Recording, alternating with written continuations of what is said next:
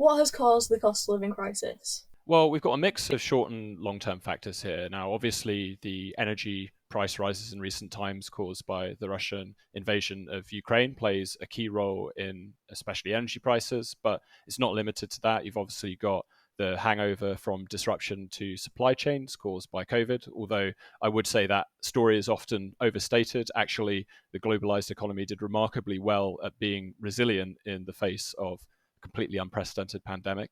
But there's also more long-term factors specific to the UK that are making this worse. The elephant in the room is, of course, housing taking up increasing proportion of our incomes. In the case of rental incomes, any sort of wage increase that we get is completely absorbed by increases in rental costs. And that has lots of second order effects as well. It's not just that we're paying more for trying to get on the housing ladder or for renting in cities that people predominantly want to live in. It's also affecting things like productivity. So you can't move to a area of the UK that you think you'd be most productive in, that you think you could find a job in. That's going to have massive implications for wage growth and the impact on our cost of living associated with that. There's also, I could talk for hours about all the different ways that the UK state is meddling and getting in the way of letting people earn a good living. Childcare is one that I think is particularly important as well. We have some of the most restrictive regulations on childcare in the developed world, and that is, or might be why we have some of the highest costs in the developed world as well. Things like the mandated ratios of staff to children is one big thing that we are completely out of step with other countries on.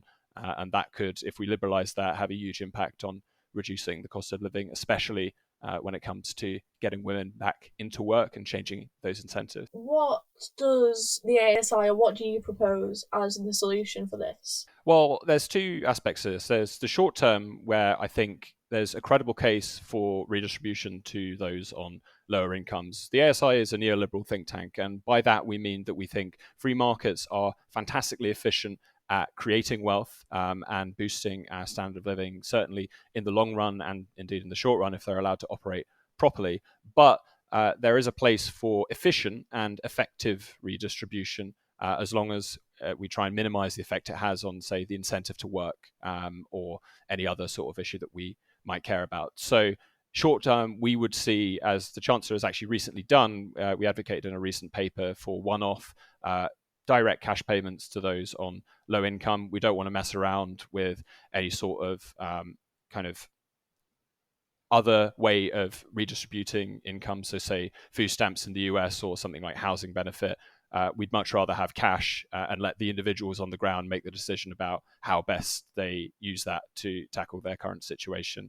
I think it's certainly a more liberal way of redistributing and just generally more effective. There's tons of evidence about how direct cash transfers are usually the best way of redistributing without any of the associated bureaucracy of other measures. But in the long run, I think you really do have to tackle the UK's terrible growth rate, certainly over the past decade. The Royal Statistical Society came out a few years ago with a statistic of the decade, and it was the average productivity growth in the UK of around 0.7% per year, which is just shockingly low. And that might seem like very far removed from our everyday lives, but that translates into our wages not going up. It translates into more struggle for people on low incomes not being able to have the sort of standard of living they want.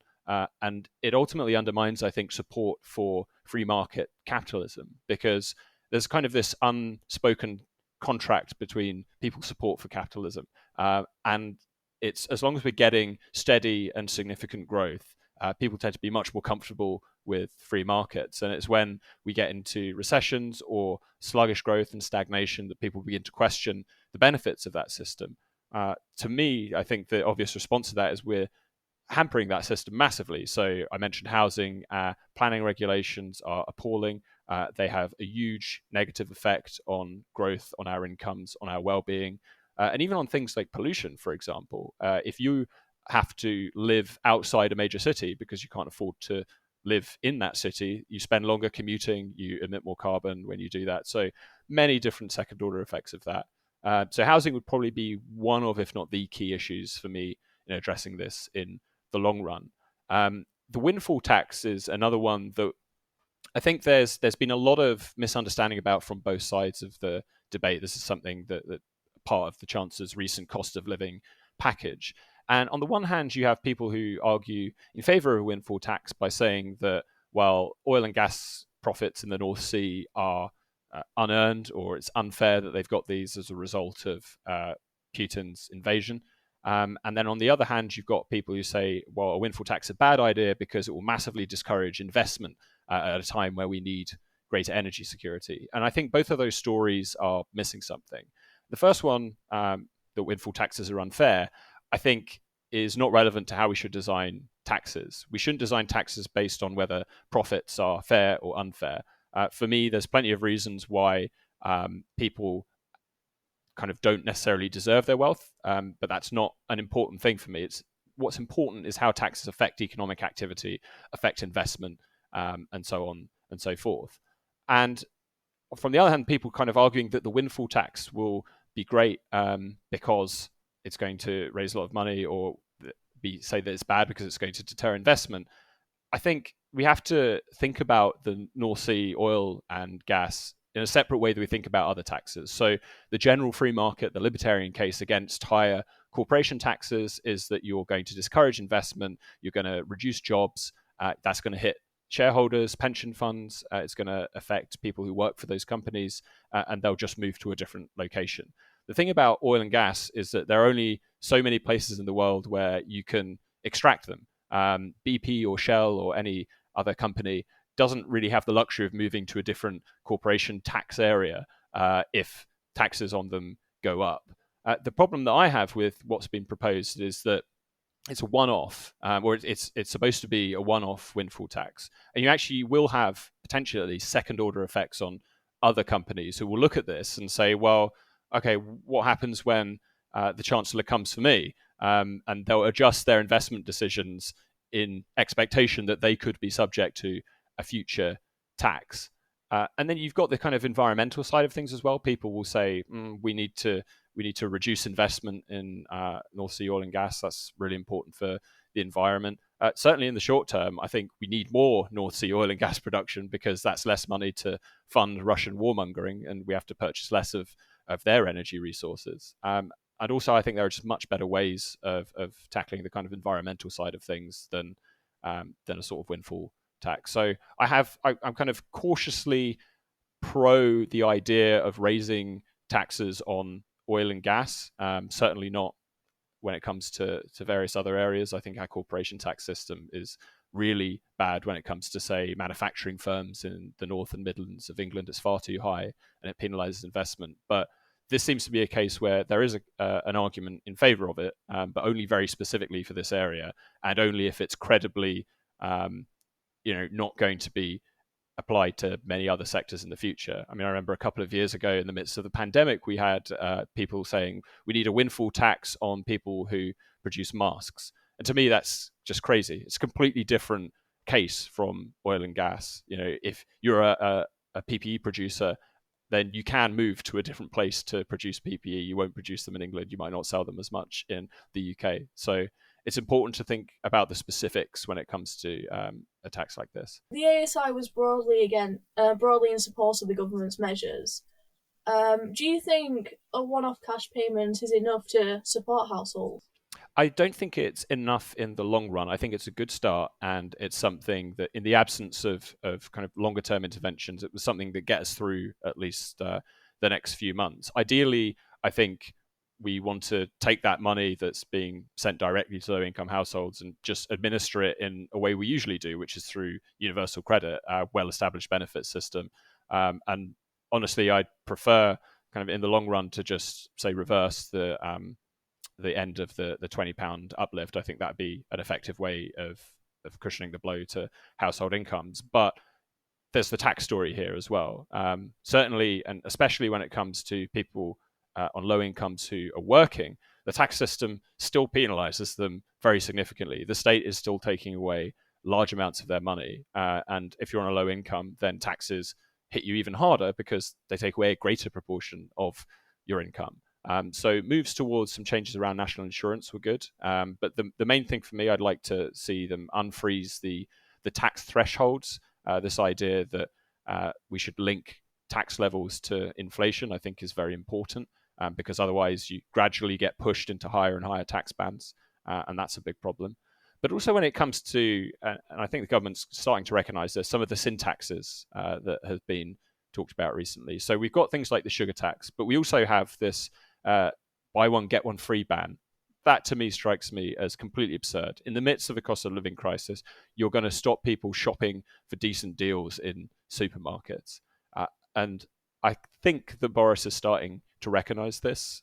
He had his kind of Damascene conversion where he got ill and suddenly became a nanny state supporter, which is very irritating for those of us who thought he might have a liberal bone in his body. But it seems like he's starting to realise that this isn't popular, certainly amongst the membership and the grassroots, but also among his MPs and indeed the general public. I don't think there are many people, certainly people who are struggling to get by, who would think it's more important to kind of use a measure to combat obesity that isn't really proven, has very little evidence, rather than let them shop for 2-for-1s on their favourite food at the supermarket every week. So, as someone who describes himself as a free marketeer, I assume, Mm. do you not think it's sort of wrong to respond to government failure with more government action?